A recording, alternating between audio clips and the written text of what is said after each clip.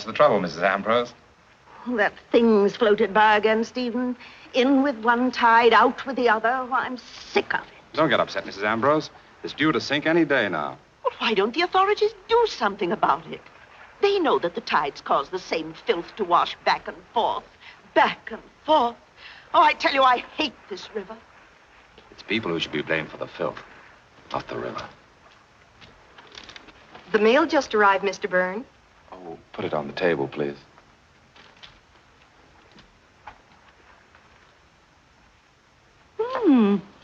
Looks like a manuscript. My manuscripts are like the tide out there. They always come back. Maybe they wouldn't if you took my advice. Spice 'em up. Make 'em racy. That's what the public wants.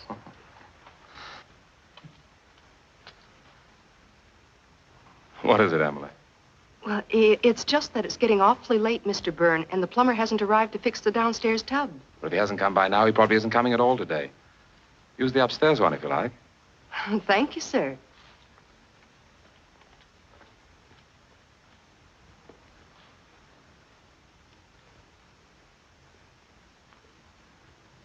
How does your wife like the new maid, Stephen? What? Very well, I think. Good. Well, where is Marjorie, by the way? I haven't seen her all day. She's spending the day with the Lawlers in the country. Oh, that's nice. Did she say when she'd be back? Only in time to dress for Miss Whittaker's party. Good heavens. Why, I'd better go and finish my gardening so that I can start to get ready. I've still millions of things to do out here.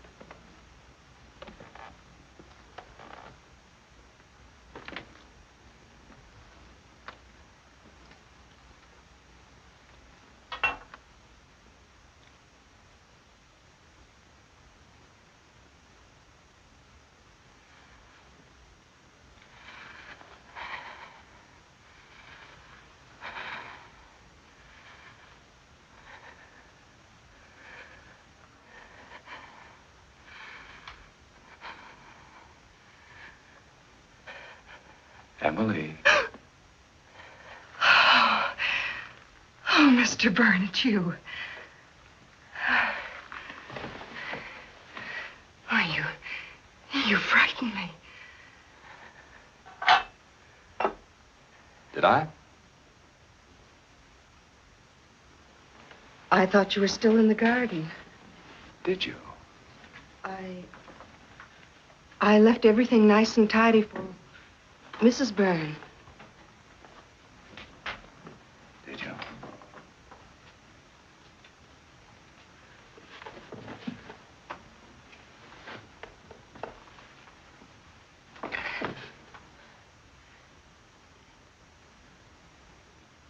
Mr. Byrne, please let me by. Of course. Nice perfume you use, Emily.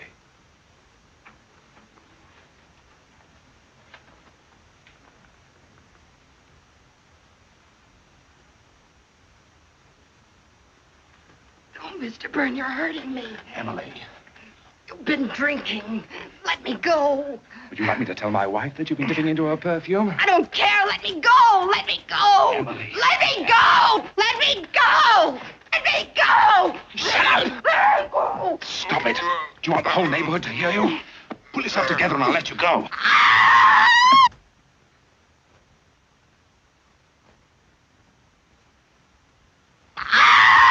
You silly little fool. Let me go.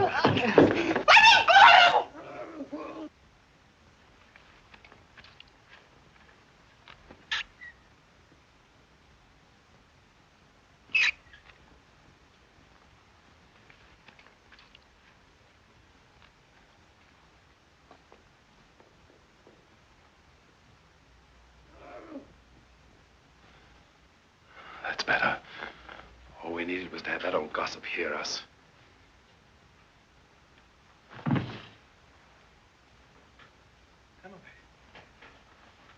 Emily. Emily! Emily! Emily!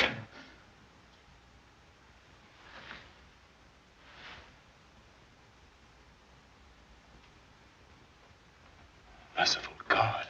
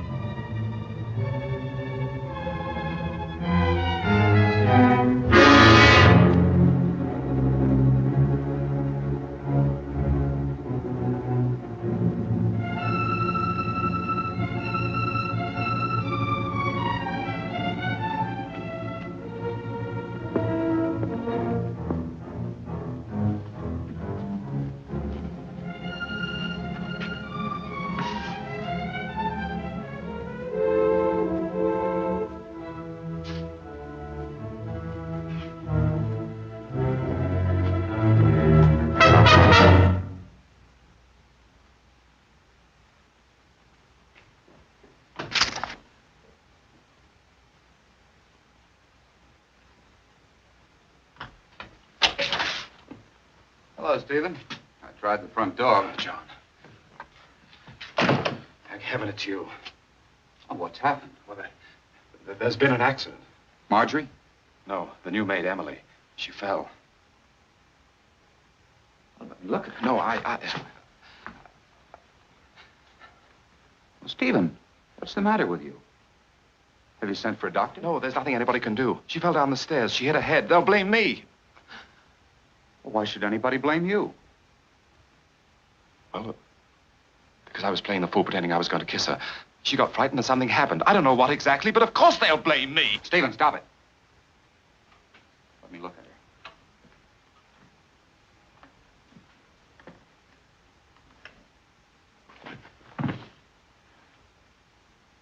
Girl didn't fall. She did. I saw her.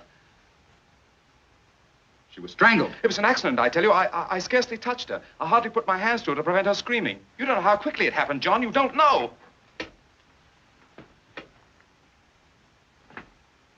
Where are you going? For the police. You can't. You're my brother. I've gotten you out of a lot of nasty scrapes, Stephen. But this is murder. John, don't let me down. You've always helped me. You can't do that to your own brother. Please, you have to help me. Please, John, please.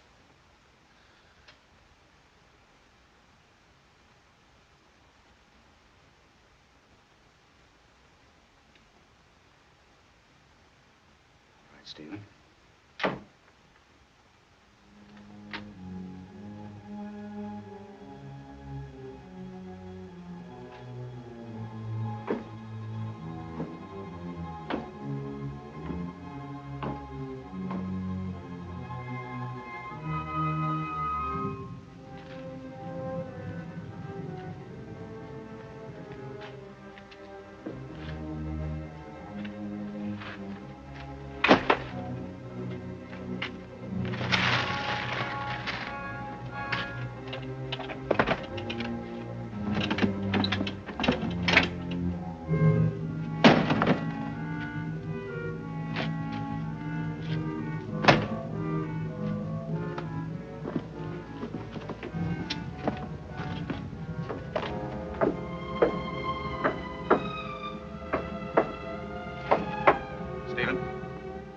I can't go through with this.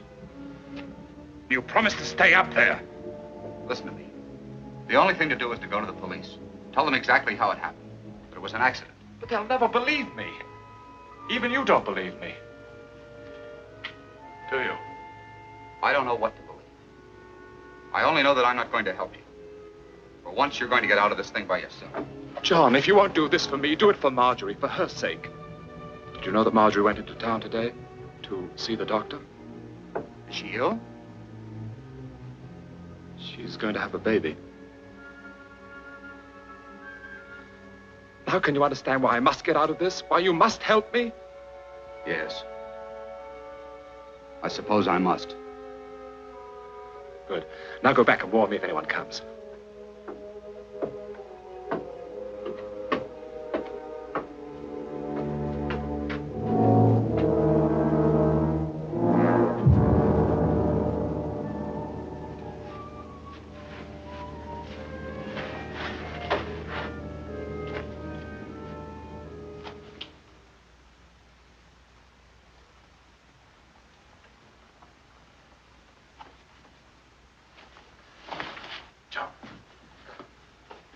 Wait a minute.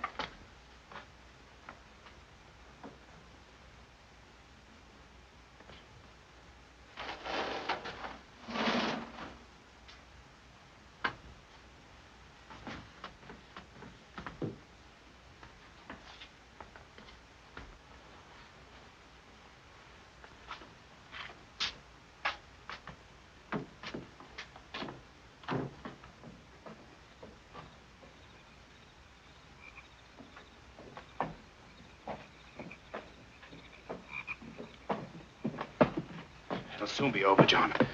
She'll soon be in the river, and it'll all be forgotten.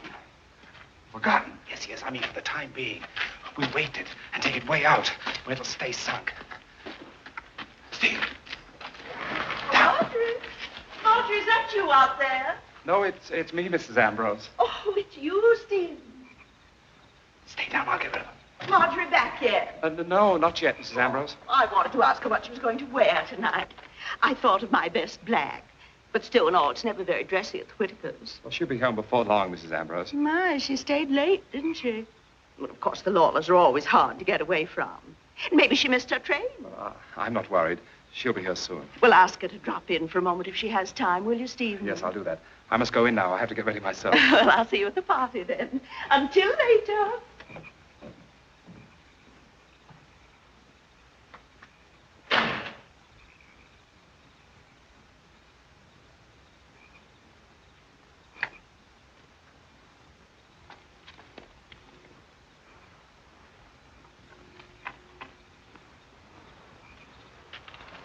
I thought the old hag would never leave. I thought you said Marjorie went to the doctor's today. She did. Mrs. Ambrose said she went to the Lawlers. She went both places. The Lawlers live in the country. If she went there, it means she spent the day. I tell you, she went to the doctor's. Now stop quibbling and help. A scandal would ruin all of us. There are more people to be considered than this dead servant girl. You used to refer to her as Emily. John, don't be like that. Can't you understand how I feel? If I could undo what's happened, if I could go back. But I can't. I've got to think of Marjorie and my child. This has been a lesson to me. I know I've been foolish, but I'll change. I swear I will. John, Marjorie will be back any minute. All right, Stephen. All right. You've talked me into this, too. Just as you have 1,000 times before.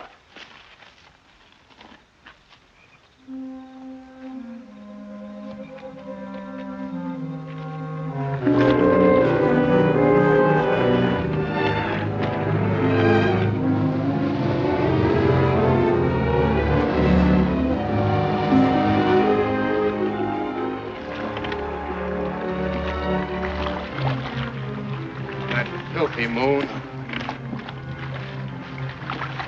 Don't you think if you tie the anchor to the sack? Yes. Oh, this should do it. First the anchor.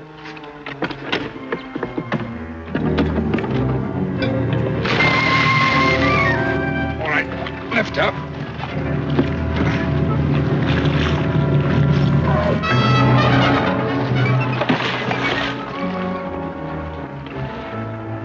Did you see that? What? Something bright. Something flashed out there in the water. Let's get away from here. I'll drop you off at Weed's Point so Marjorie doesn't see you.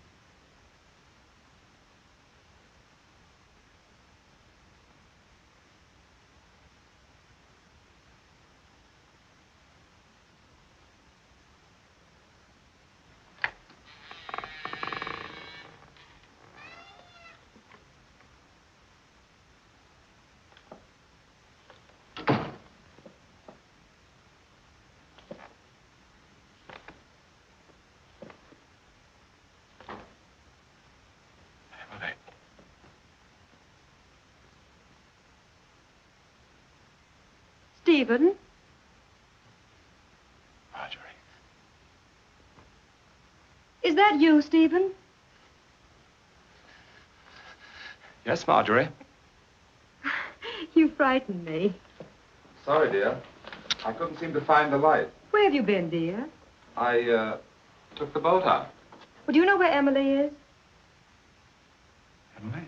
Yes, she's not in the house, and she promised to help me dress for the party. Oh, she said something about going for a walk. Oh, it's not like her. She knows it's Cook's day off, and I'm alone. She probably went off with a young man someplace and forgot the time. I can help you if you like. I could say that you're all thumbs today, but I won't. I'm not only doing my best, but I'm enjoying it. Oh, you're very sweet. Did you do much writing today? No. Why not? Oh, another script came back. I'm sorry, darling. Is that why you went boating? Yes, I suppose so. I should have been with you. Did you miss me? Very much.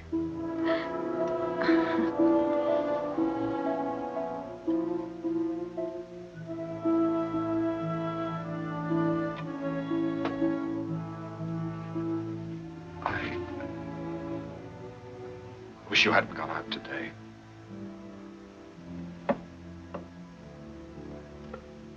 Come on.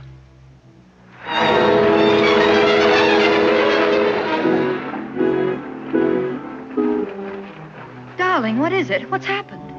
Oh, what is it? What is it? It's nothing. I have a terrible headache, that's all. Oh, then we'd better stay home tonight. No, I'll be all right. Don't worry. Oh, darling.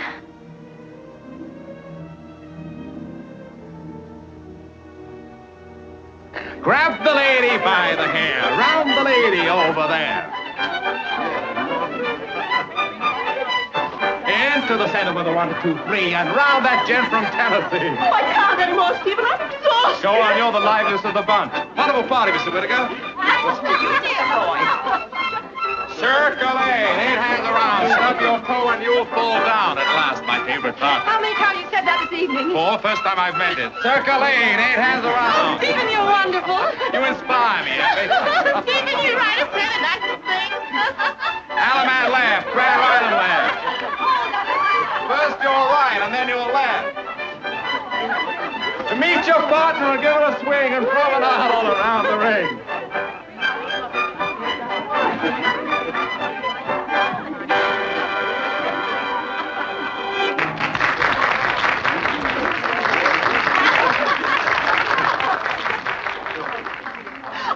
Brother of yours is a real devil. A real devil. Oh, Stephen, do you know what'll happen to me if I drink that? Why do you think I'm giving it to you? Stephen, you're the limit. Thanks. Well, John, aren't you going to try the punch? No, I don't feel like drinking tonight. What's the matter with him? What? He seems depressed. Have you ever seen him when he wasn't? Oh, that's not nice, Stephen. It must be very hard to love music very much and not to be able to dance and to be a part of things. He could have been part of things tonight. Why didn't he call the dances as I suggested? He's just naturally a wet blanket, that's all. That's very cruel, Stephen. You wouldn't have said such a thing if you hadn't had... if you hadn't had, say, about 4 too many. Don't start anything, Marjorie. I'm sorry. I'll go see what's wrong with him. John! Why are you leaving? Just what is the purpose of all this dancing, this drinking? Don't you understand? Can't you see what I'm trying to do? No. Well, if anything should ever come out, everyone will remember that we were here at the party, acting in a normal manner. Well, I think it's repulsive. Do you think I'm enjoying myself? Frankly, I do. Why, if it weren't for the fact that I'm protecting both of us. Us? Yes, us.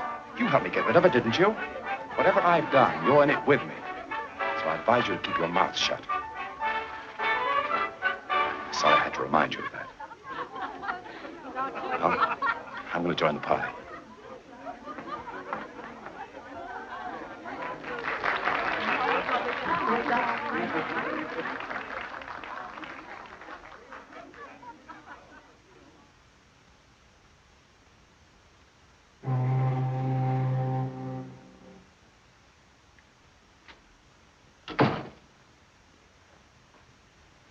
Is that you, Mrs. Byrne? Yes, Mrs. Beach. Oh, you shouldn't have bothered to stay up for us. Oh, Mrs. Byrne, What is it? it's Emily. She's not home yet. She's not. No. When I first got here, I thought maybe you'd sent her on an errand or something. She still isn't home. I'm afraid something's happened. She's probably with her parents. No, Mr. Byrne, she don't get on with them. Well, she would have told us if she was going to spend the night with them. The thing that puzzles me is that none of her dresses are missing. How do you know that, Mrs. Beach? She showed me her things when she first came to us, Mr. Byrne. She didn't have very much. Well, if none of her dresses are missing, she can't have gone far, naked. Stephen! I'm not going to sit up and worry about a promiscuous servant girl who wants to make a night of it someplace. I'm going to bed.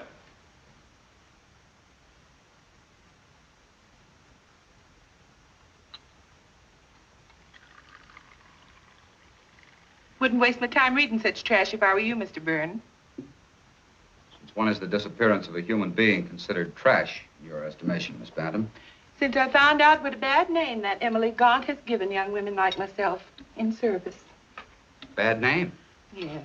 That Emily was a proper hussy. Gadding about night after night. Young men followers and heaven knows what all. There's no doubt but that she was out with one of her many sweethearts the night she disappeared. And she went further than she meant. But if you make your own bed, you must lie on it. Would you like your eggs now? No, I don't care for any this morning. No, Mr. Byrne, you haven't eaten proper all week. Miss Bantam, did you know Emily Gaunt? No. But I know them that did. Seems to me you speak with great authority about a person you never knew. Well, Miss Beach knew her, didn't she? I happened to be present the day after Emily disappeared when the cook was questioned. She didn't give the impression she believed Emily wasn't a decent girl. Yes, but Miss Beach just happened to overhear Mr. Stephen when Emily's parents came worrying around the other day. Wouldn't you like just one egg? Emily's parents came to see my brother? Yes, and he let him have it, he did. Said he never should have let her work in an honest house in the first place. That she was a thief and a good-for-nothing troll. That's a lie! Good gracious, Mr. Byrne. Don't shout at me. It wasn't me that said it. It was your brother.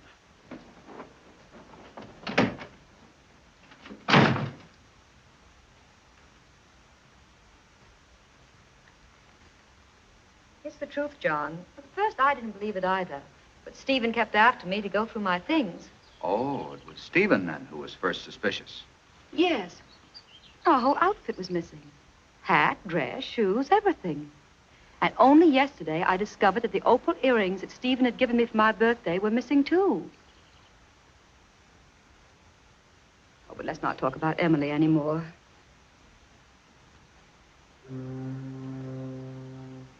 It's Stephen that I'm concerned about. I don't know exactly how to say it. There's such a peculiar look that comes over his face when he's talking about Emily.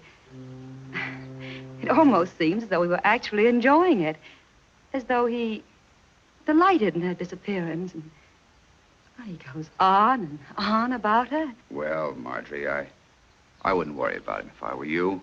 After all, he's a writer. The mystery of her disappearance probably intrigues him. Oh, probably you're right. And he fancies the whole thing is a great big melodrama with himself in the leading role. He'd like that. Like the article in this morning's paper? I didn't see it. Stephen took it with him. He left early this morning. Haven't they promised to keep our name out of it? Well, you can't blame them. Makes a better story. I don't understand why they kept their promise for a whole week and then suddenly today, even a picture of Stephen. I wonder how they got hold of it. Don't know. Why, there's only one print of that picture that I know of.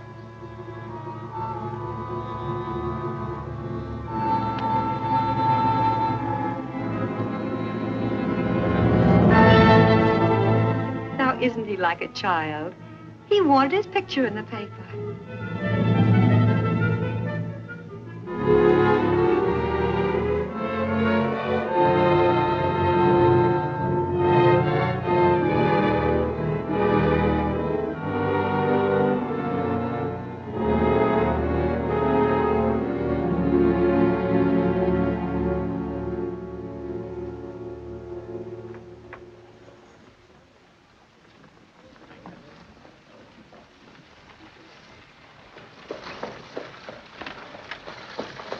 How do you do, Mr. Byrne? Mr. Miller? What do you think of the display? Very attractive. But it wasn't up when I passed yesterday.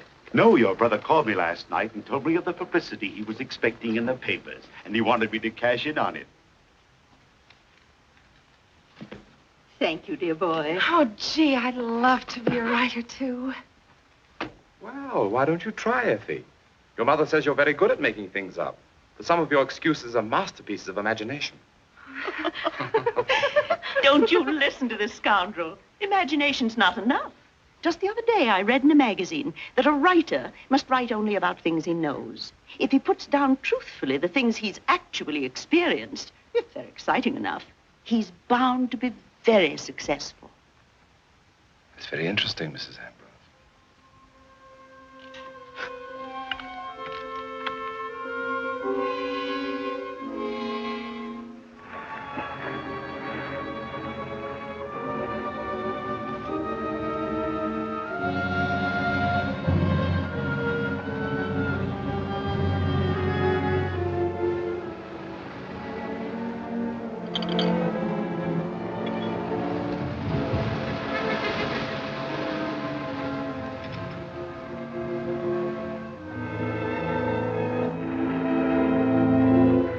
Don't touch that!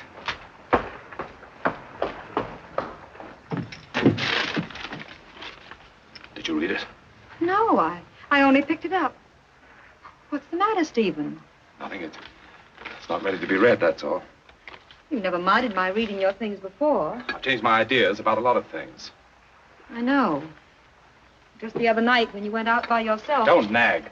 The writer needs to be alone to gather experiences. Can't you understand that? I wasn't nagging, Stephen. What I started out to say was simply that when I was alone the other night and John dropped in... What did he want? Nothing especial. He seemed so forlorn lately. We reminisced about those evenings when you used to read your stuff aloud to us. I wish you and John wouldn't discuss me behind my back. I'm not interested in what my brother has to say. He's a bookkeeper and will always be one. He'll never understand the problems of an artist. I was a fool to let you pick on me and criticize my writings. No one picked on you, Stephen. You asked us for our honest opinion and we gave it to you. Never mind. I didn't need anyone then, and I don't need anyone now. I'm doing very well on my own. You mean since Emily?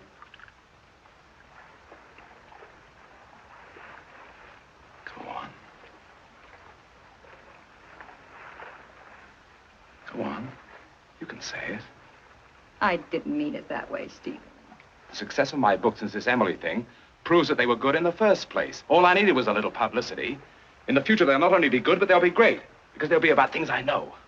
Like what you're writing now? Yes. Well, what's it about? Will you stop prying?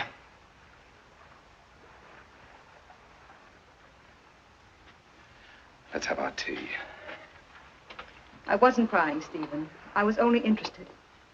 I don't care for any tea. Thank you.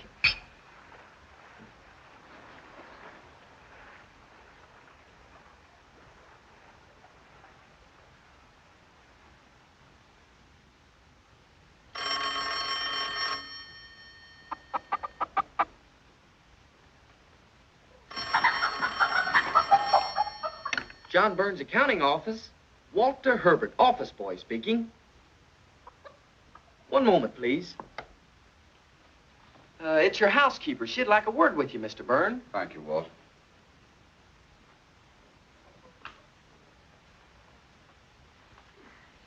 Check these over, Elmer.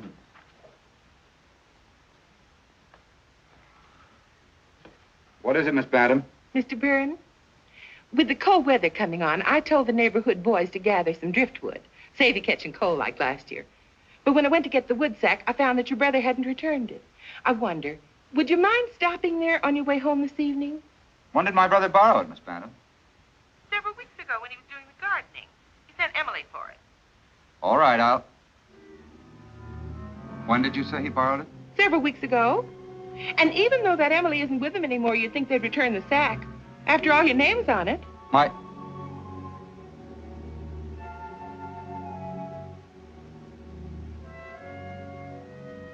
name is on it? Yes. I stenciled everything you own with India ink. I'll go for it if you're busy. No. I'll stop by for it, Miss Bantam.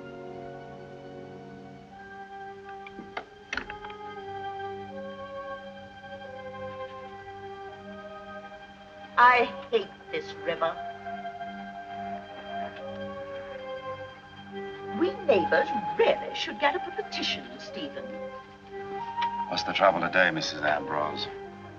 That horrible thing floated by again. That dead animal. Couldn't be. Must have sunk long ago. No. No, it isn't. Well, it's a sack. Yes, that's what it is. A sack of some kind. Probably filled with rubbish. You see it?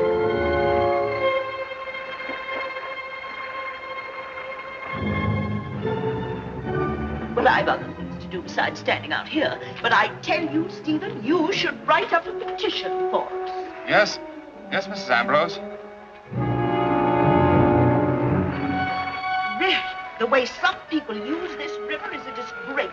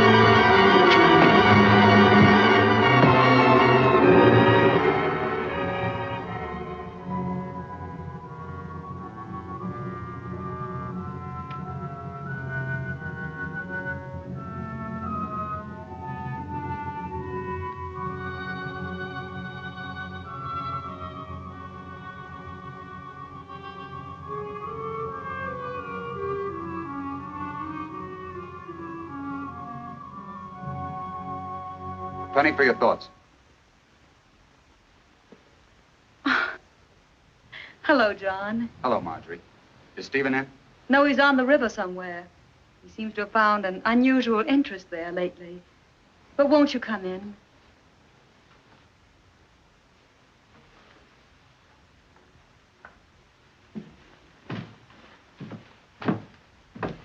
I'm glad you've come, John.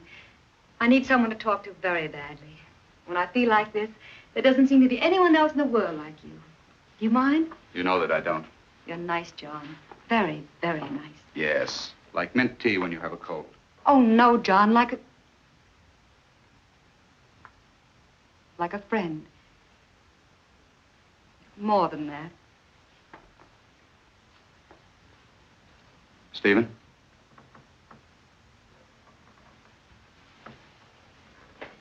I think you know, John, that I've tried to make a success of my marriage. It hasn't always been, well, exactly perfect. Maybe it was my fault. Girls have foolish ideas, and when they marry, they think they've snared Prince Charming himself. And he is charming, John. Very charming. But a woman sees deeper. I see things now in Stephen that I never let myself see before. Don't get bitter, Marjorie. Oh, I know the countless things you've done for him. Oh, we couldn't live like this if you hadn't given up most of your share of the inheritance so that he could continue writing. You wanted a career for him, didn't you? Yes, but I didn't want a freak success like this Emily's disappearance has brought on. At first, I thought it was simply childish the way he capitalized on it. There's a limit, and he's become ghoulish. You should have heard him today. Did you quarrel? Yes, I hadn't wanted to tell you that. I'm beginning to wonder why he ever married me at all. Perhaps it was because he needed you. He told me today that he's never needed anyone. That was just talk. Everybody needs someone. Believe me.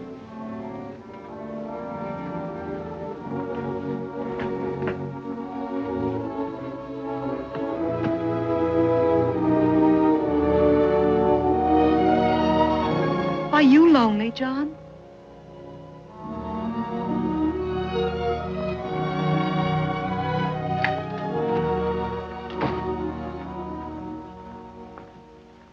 Pardon me, Mrs. Byrne, but I thought it was getting dark here. Thank you, Mrs. Beach.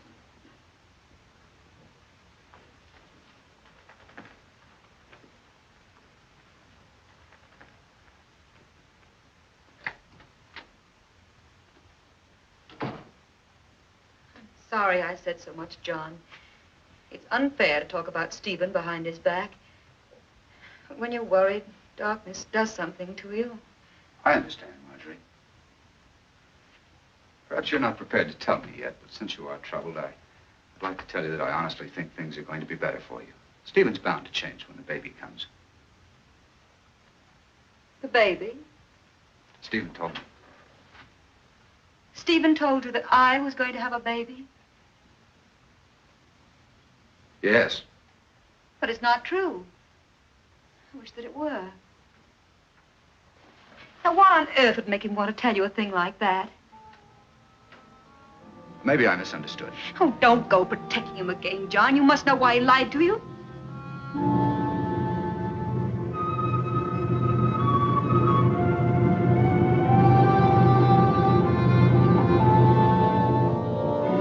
I can't discuss it now, Marjorie. Tell him to come to my place when he gets home. I'll talk to him.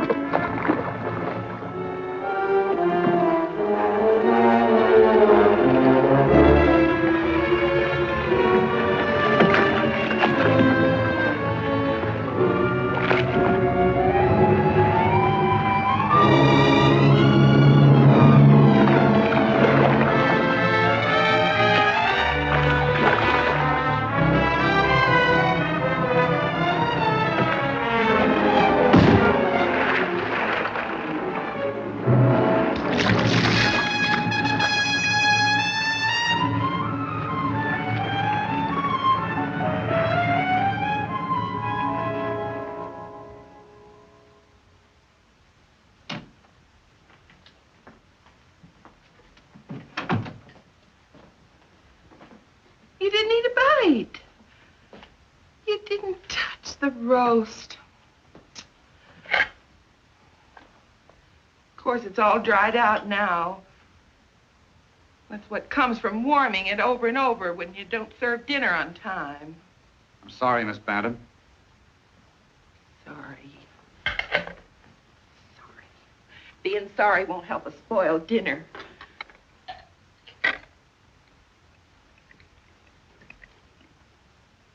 You'll be sorry when you get stomach ulcers.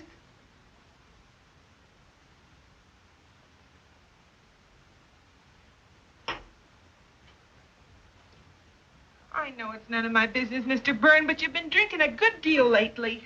I appreciate your interest in me, Miss Bantam, but I must remind you that I'm quite old enough to determine my own drinking capacity. When a man's alone as you are, he should be grateful to have somebody look after him.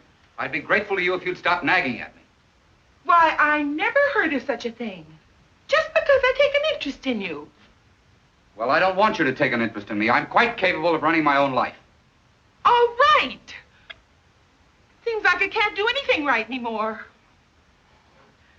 You didn't bring the wood sack. No? But I told you the boys will be here in the morning to gather driftwood. What shall I tell them? I don't care what you tell them. Now, please leave me alone.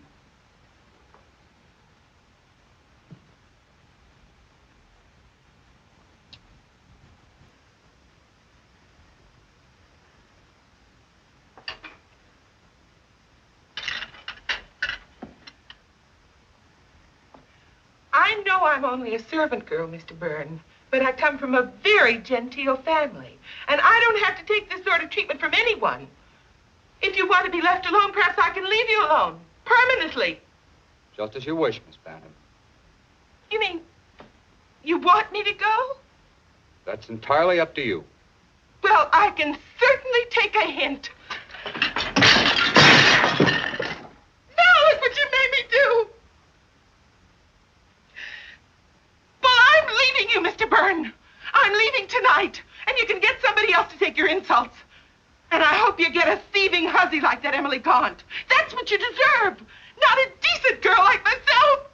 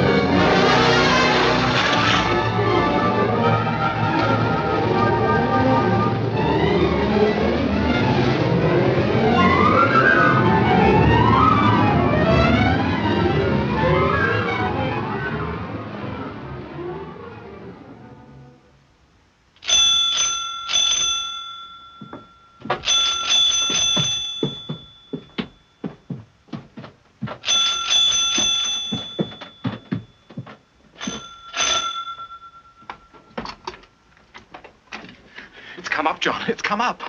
What are you talking about? Emily's come back. What? The wood sack. It's come up out of the river. I've been up all night. I chased it for 6 miles, but the tide was too fast and I couldn't find it. I almost had her once, but she got away. It's your fault. Why didn't you tie it securely? I was a fool to trust you. Be quiet. It'll be passing up and down the river until they find it. Up and down the river. It'll go on for weeks. The police will find it soon enough. Yes, but they won't know we did it. I mean, there are hundreds of sacks like it. They won't trace it to us, will they? No. Not to us. They'll trace it to me. To you? My name is on it.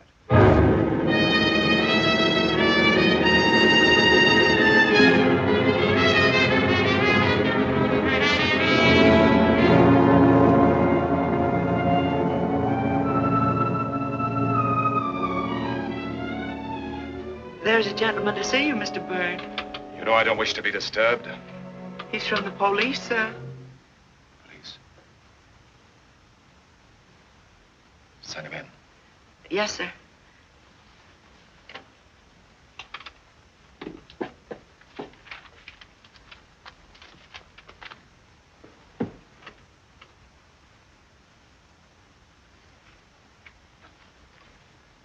Just a moment, please.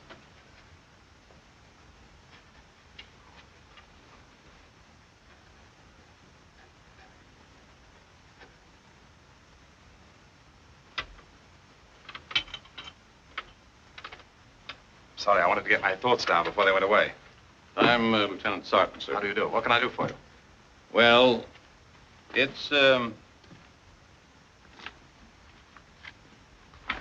about, this sack. Ever seen it before? I don't know. Sacks look pretty much alike. Oh. Looks like the wood sack that was stolen from here. Stolen?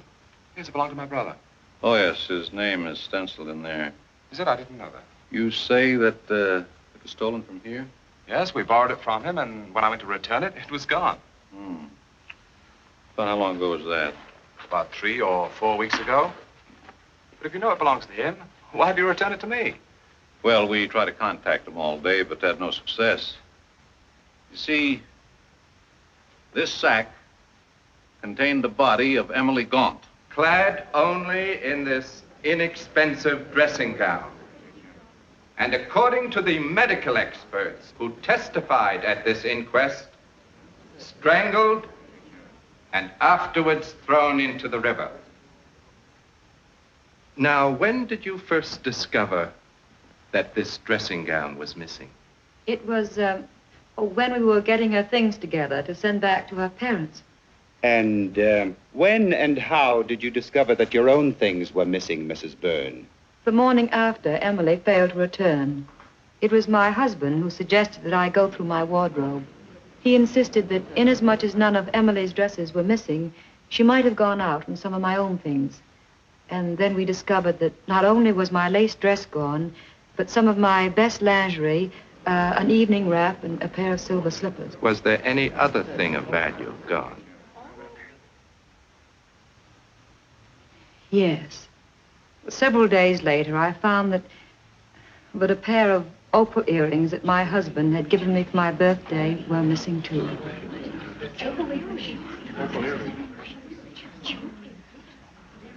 Then you're under the impression that it was Emily Gaunt who took these things.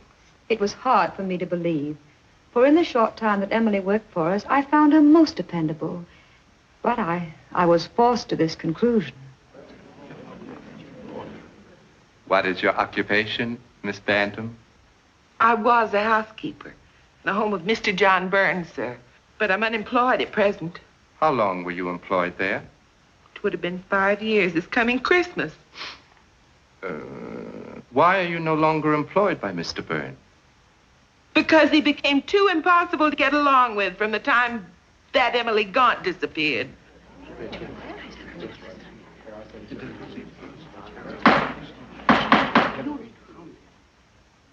Please explain yourself, Miss Bantam. Well, Mr. Byrne became so irritable I could scarcely speak to him and get a civil answer. In what manner would you say that he had changed? Well, Mr. Coroner, he was in the habit of eating a very hearty breakfast through all years of work for him. But after that, Emily Gaunt disappeared. In fact, the very morning the story appeared in the newspapers, he scarcely touched a thing. And several times, when I even indicated that the hussy might have got what she deserved, he practically snapped my head off.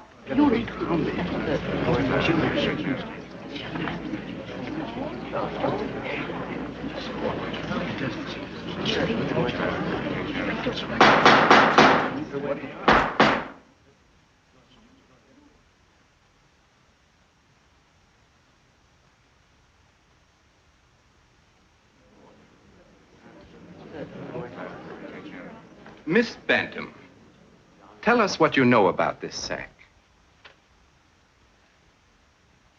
It's Mr. John Byrne's, all right. I stenciled his name in it. The one that was borrowed by Mr. Stephen Byrne? Yes. Mr. Stephen was doing some gardening and needed an extra sack. Emily came for it. And to your knowledge, the sack was never returned? No, sir. But of course, it might have been returned without my knowledge.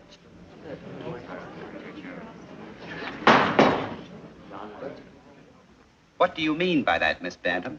I mean simply that it's peculiar to me that Mr. John Byrne would have allowed the sack to remain at his brother's for any length of time at all. Please clarify that statement. Well, it was his habit to go out and collect firewood off the river. I should say it's what might be called a hobby. The only sort of hobby possible for a man with his affliction. Oh, I'm so sorry. I shouldn't have said that. Please continue, Miss Bantam. Well, recently, I called in some of the neighborhood boys to gather firewood. But when I went for the sack, I found that Mr. Stephen hadn't returned it yet. So I phoned Mr. John, and he agreed to pick it up. But when he got home, I reminded him that he hadn't. He was quite rude to me. Said he was perfectly capable of running his own household. He raised his voice to such an extent that I was quite nervous and upset. Then he dismissed me. And when did the scene occur between you, Miss Bantam? It was the night before Emily's body was found in the river. You've heard testimony that you borrowed the sack some time ago from your brother. Is that correct? It is. And to your knowledge, it was never returned to your brother. That is correct. Before I could return it, I found that someone had stolen it. And has your brother access to your home? He has. You mean he has a key to your home? No, Mr. Coroner. The back door's always open. Then there was nothing to prevent his coming to your home at a time when you were not there and taking what was rightfully his. No, nothing to prevent it, but in this case, I don't think it's probable. By the way, Mr. Byrne, it may have helped this case if you'd reported that the sack had been stolen from your home. I didn't think the loss of an old sack worth troubling the police about. But why didn't you report the theft of the more valuable things either? The opal earrings, for example. Because I didn't wish to cause Emily's parents further concern. Besides, my wife and I felt that eventually poor Emily would return and the articles would be recovered. Now tell me, Mr. Byrne, when was the last time you used this sack for gathering wood? Some weeks ago. It's hard to say. Oh, could it have been about 3 weeks ago? What you mean is, about the time that Emily Gaunt disappeared? I must ask you not to mind what I mean, Mr. Byrne. Would you say it was 4, perhaps? I couldn't be sure. Then would you say it was near the time that Emily Gaunt disappeared? I couldn't be sure. The collection of firewood, unlike a marriage or a birthday, is not a festive moment in my life. I don't remember. But you do remember the testimony that the sack was stolen from your brother? Will you kindly give an oral answer to the questions asked at this inquest? I do. Does it not strike you as being rather odd that a thief would bother to take an object of such little value? I wouldn't know. Or that a girl, if we concede for a moment that Emily Gaunt took it, do you think she would have taken such a sack with her to some mysterious rendezvous? I'm not here to answer riddles. No, I shouldn't think you were. Mr. Byrne, I will be more direct then. Did you know the deceased Emily Gaunt intimately?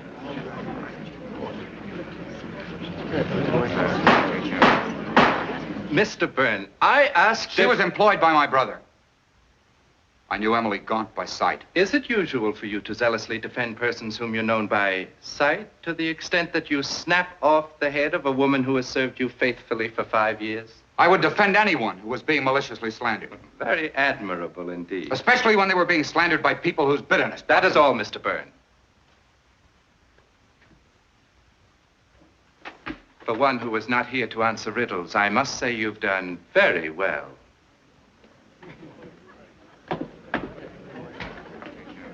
Mr. Coroner, Mr. John Byrne was the last of the witnesses for this inquest. I have a few things I'd like to say, if anyone will let me. If they pertain to this inquest, by all means, Mrs. Ambrose. I can't sit here any longer, listening to all these insinuations against a boy who couldn't possibly harm a fly. It's ridiculous, preposterous. It's downright silly, that's what it is. Mrs. Ambrose, will you kindly control your temper and give us a more coherent reason for your impatience with this inquest? Now, Harry, I'm not trying to take advantage of our friendship, but I've known these Byrne boys since they were lads, and John's only fault is that he works too hard and never thinks evil of anyone. And as for this silly old maid, it's plain as the nose on your face she's in love with him, and imagined heaven knows what about him. And when an old maid's in love, heaven protect the object of her affections if that love goes unrequited. All the devils and all the furies. Oh!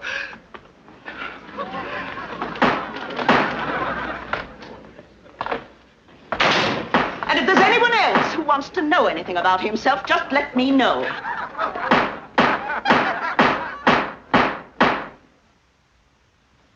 Was there anything else you wished to know, Harry? That will be all, Mrs. Ambrose. And so, in all probability, Emily Gaunt, dressed in her mistress's finery, went off to some secret tryst. Therefore, the conclusion of this inquest is that the girl was murdered by person or persons unknown.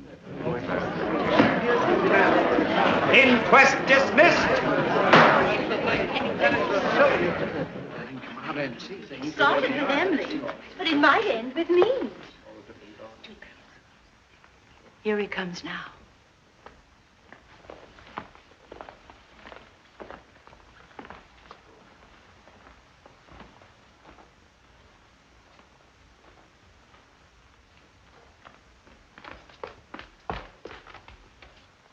Oh, Mr. Byrne. Mr. Byrne. Yes? No, not you, Mr. Stephen Byrne. Me? Yes, they'd like to see you inside a moment. Certainly. You go on. I won't be long.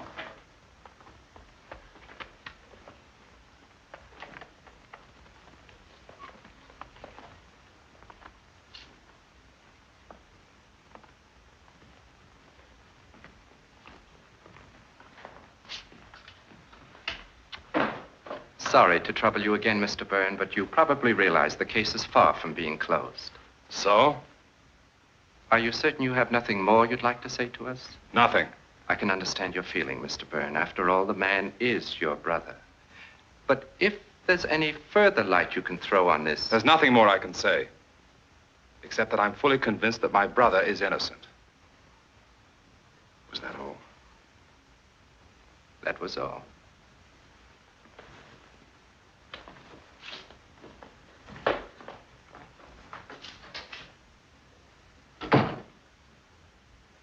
foolish to call him back.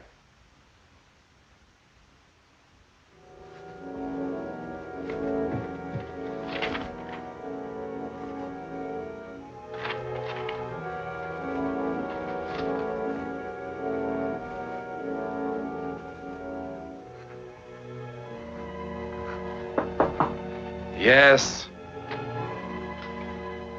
Stephen. What is it? You know I'm working. Stephen, why are you so irritable? What is it? I'm rather worried. Can't you wait and tell me about it later?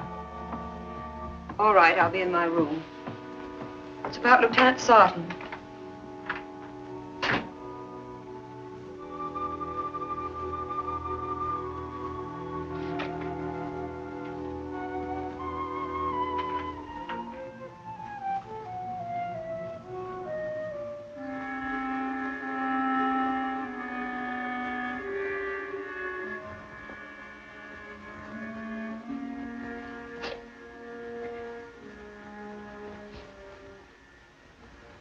I'm sorry I snapped at you.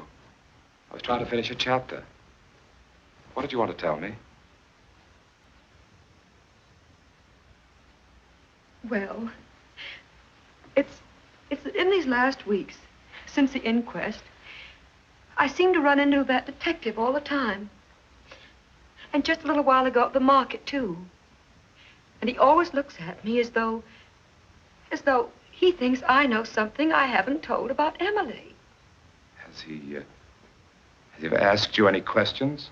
No, but last night, after you'd gone out, I decided to go over to Mrs. Ambrose's.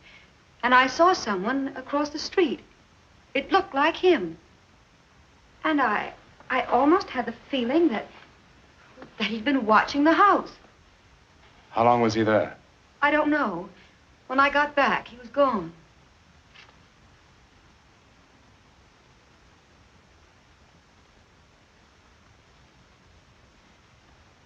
Well, if he has any snooping to do, I should think he'd do it in John's direction. What do you mean, Stephen? You were at the inquest.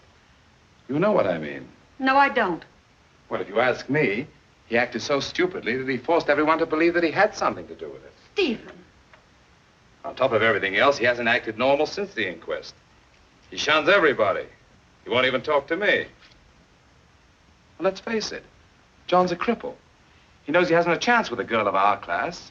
It's not hard to believe that he carried on with a servant girl. Stop it. Aside from everything he's done for you, he's your brother. There's a limit to this business of being brothers, Marjorie. Oh, Stephen, you're insane. You're very fond of him, aren't you? You know that. Are you in love with him? How long has this been going on? You don't think I haven't been aware of it? You have a filthy mind.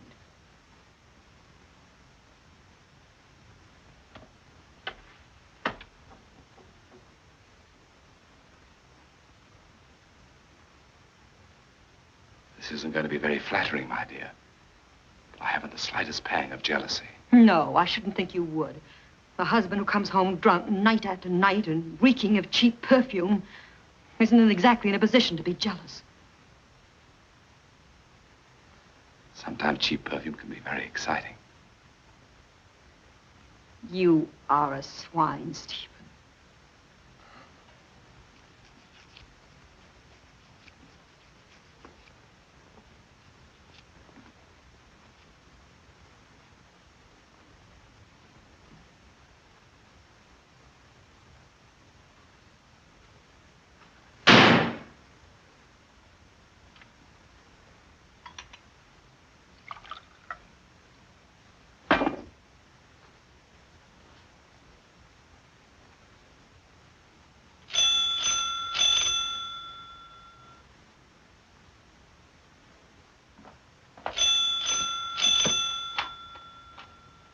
Marjorie.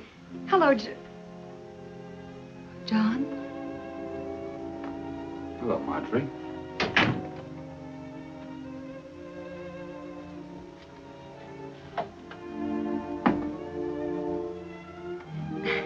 I met your office boy on his way over here. I told him I'd bring these up for him. Thank you. I've been here so many times, John. And to the office, too. But you were never in. I know.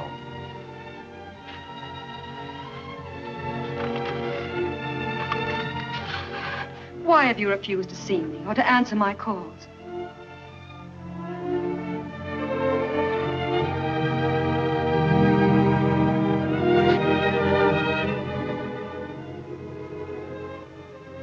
Haven't you found a housekeeper yet? There seems to be an extreme shortage of domestic help at present. Why, that's not true. Only yesterday, Mrs. Beach was telling me... It's true in the case of Mr. John Byrne. Even the children know that I killed Emily Gaunt. I know, John. I've learned a lot about people myself lately. They can be very vicious. You think that because you've lived with them for years, they're fond of you. But it's not true. I'm going away, Marjorie. Oh, no, John. Oh, don't run away from them. I'm not running away from them. Is it that you think it'll be better for all of us if you go away?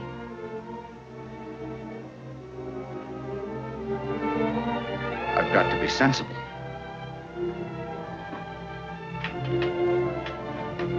Ever since the inquest, my mail consists chiefly of anonymous letters with not too flattering suggestions. Most of my clients are closing out their accounts.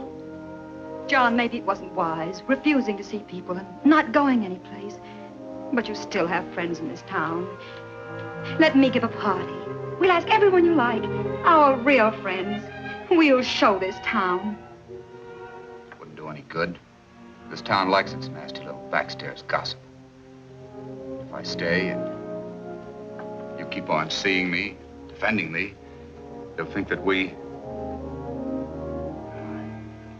I wouldn't put anything past them. I don't care what they say or think about me. Marjorie, my darling. I'd rather die than cause you any suffering. Oh, John, don't talk like that. There must be something I can do.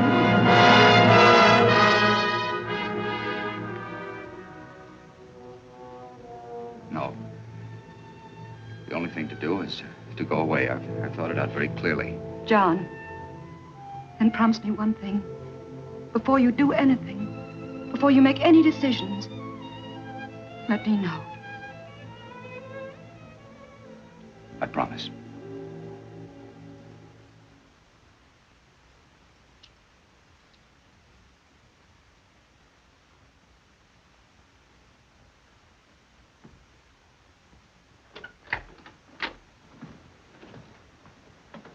Won't you come in, John? I'd rather not, Marjorie. Good night, then, and thanks for seeing me home. Good night.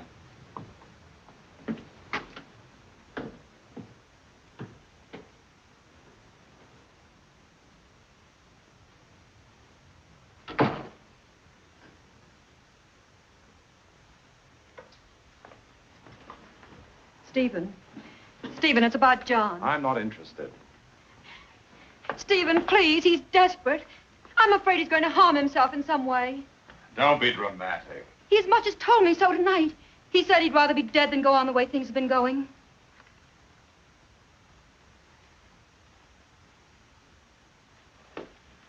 You mean suicide? Yes, Stephen. Please see him. Try to stay with him as much as you can.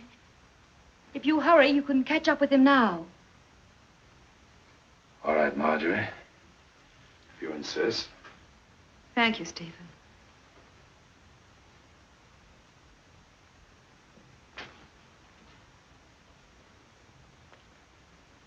Oh, I almost forgot.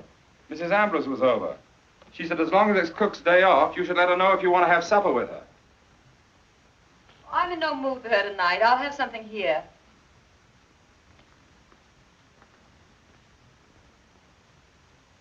Well, you better tell her now before she goes to any trouble. You know how sensitive she is. Yes, I guess you're right.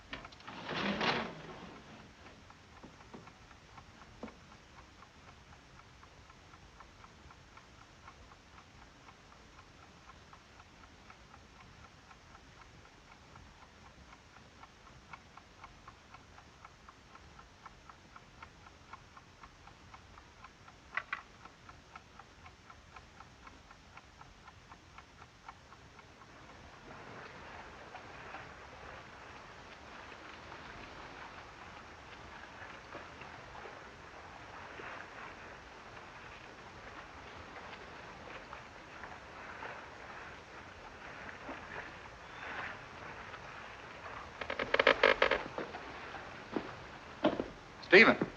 Yes, John? What are you doing here? Marjorie was very worried. She sent me to look for you. Lucky I found you, isn't it? What do you mean? Well, you might have,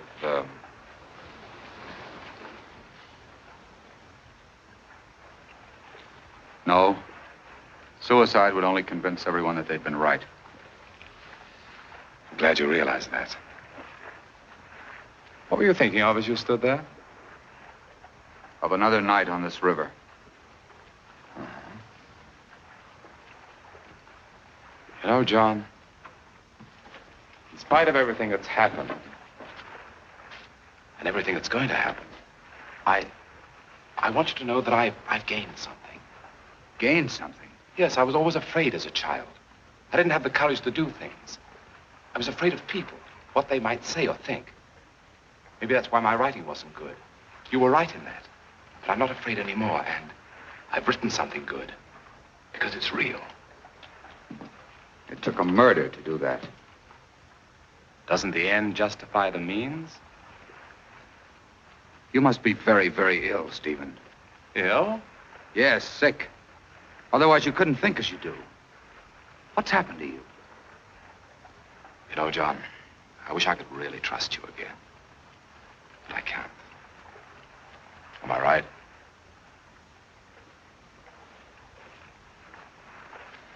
Suppose a policeman were to come up to us here right now. Suppose he were to ask, which of us killed Emily? What would you do? I know what you would do. You would point at me. Would I? You stepped right out of Emily's murder as though you were shedding your skin. You shifted the blame to me. Did I? Yes. John, which one of us would the world miss the most? I mean, if there were a choice of one of us. Blast the world. I'm going to start thinking about myself. You're very much in love with Marjorie. I know that. You've always been. And you had the opportunity that night of getting rid of me by going to the police. Why didn't you take it? There are things you would never understand, Stephen. You're right, John. I can't understand my own brother expecting to go on sharing my wife with me. I'm going to the police, Stephen. I'm going to tell them the whole story, including my part in it. I should have a long time ago.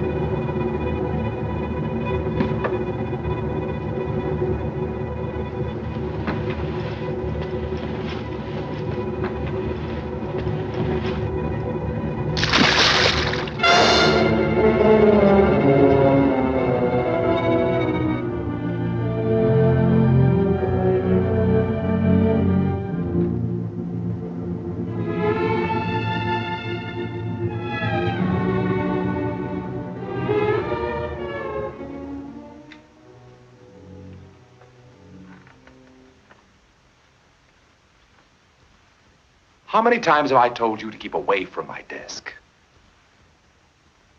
Stephen. I hadn't expected to have it read for some time. But since you have read it, tell me what you think about it. How can you ask me that? Well, don't you think it's good? Can't you appreciate its quality quite apart from its content? Not when it says that my husband is a murderer. I thought I'd disguised it completely. But you read between the lines, didn't you? John must love you very much, letting everyone think he did it. Oh, no. He loved you very much. He was old-fashioned. He believed in chivalry. That's why he kept silent about it.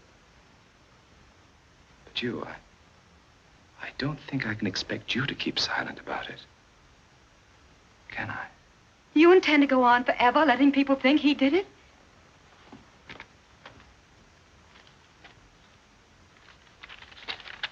John disappeared tonight, if something should have happened to him, let's say he drowned himself in the river, that would solve everything, wouldn't it? Stephen! Everyone would know that he was driven to commit suicide by his guilt, wouldn't they? You're forgetting about me. Oh, no. I'm not forgetting about you. John committed suicide tonight. What? I saw to it.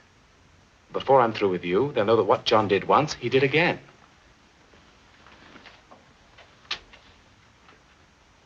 Stephen, you're insane. Am I?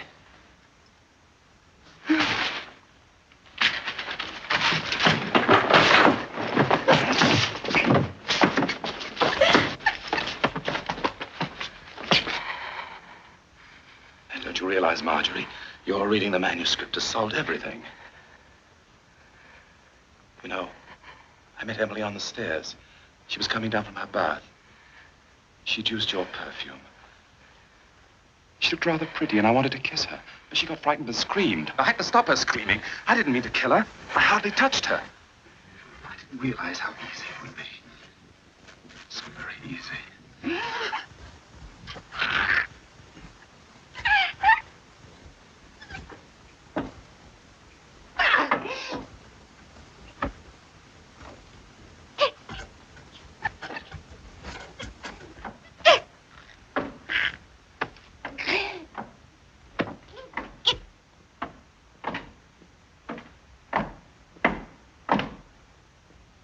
John.